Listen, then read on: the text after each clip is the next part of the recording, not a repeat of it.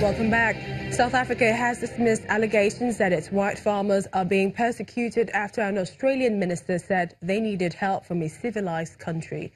Home Affairs Minister Peter Dutton said he was exploring giving South Africa's white farmers access to fast-track visas on humanitarian grounds.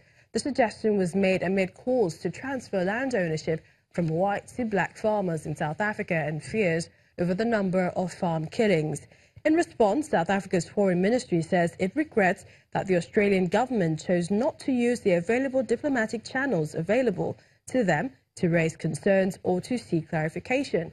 Meanwhile, President Cyril Ramaphosa has said in a speech in Parliament that he will not allow land grabs. This comes after lawmakers voted last month to back a policy for land expropriation without compensation.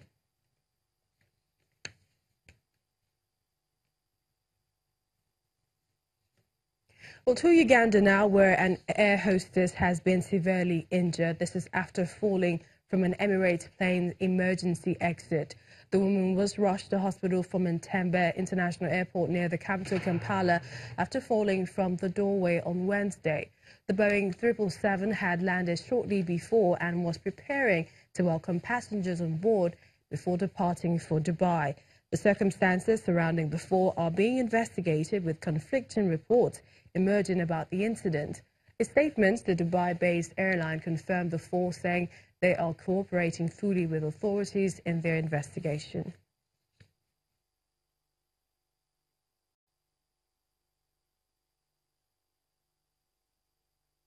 Their wives, in order to discipline them, has apologized.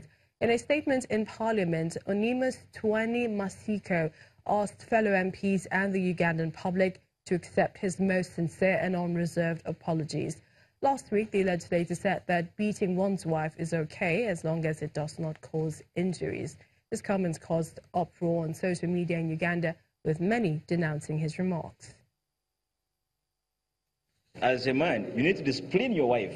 You need to, touch her a bit, and you tackle her and you beat her somehow, After a local television station aired this footage, the Ugandan Parliament condemns Onesmus Twinamasiko's remark, calling for a disciplinary committee to look into the Member of Parliament's conduct.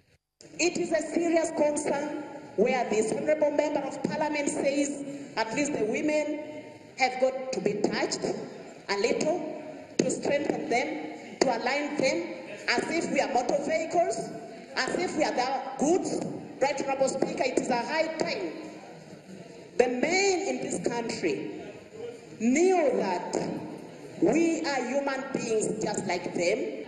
According to government data, about half of Ugandans believe that domestic violence is justified under certain circumstances, such as when women neglect children or burn food. However, it is a crime under the country's laws, which penalizes various forms of assault. But many women do not report cases of domestic violence. Women have equal rights as well as men, and violating their rights, of course, demands prostitution. So we cannot accept that. They're supposed to be respected. They're the mothers of the country. We've just celebrated Women's Day recently, so we have to respect them. When he was sworn into Parliament and swore to protect the Constitution, so should he retract all the words that he said on that day, make a public apology to all the women in this country and actually the whole country, because he's abrogating the Constitution that he swore to protect on that day and he was holding up in his right hand as he was taking office as Member of Parliament for Bugangaizi East.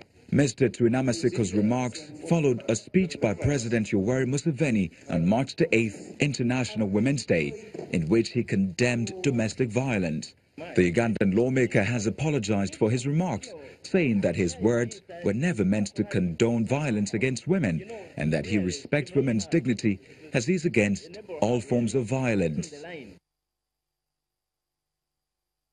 Finally on the program, let's take you over to Egypt, where the historic opera Aida has been performed against the backdrop of the pyramids in Egypt.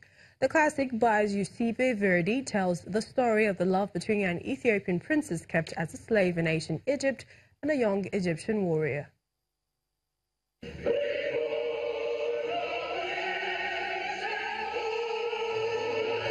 The Giza pyramids hosted the epic opera Aida, a tale of love and betrayal in ancient Egypt.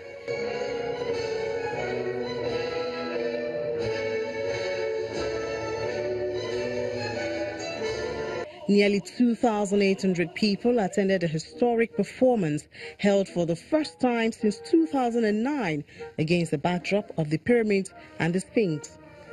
The four-act opera tells the story of Aida, a princess held as a slave in ancient Egypt who chooses to die with her Egyptian lover after he is sentenced to death for betrayal. Aida being, it was commissioned by, I learned that it was commissioned by Pasha Ismail in 1871, I think was the first performance. And so it's fascinating to read about it and some of the history, yeah. So, and with the backdrop of the pyramids, I'm really excited to be here.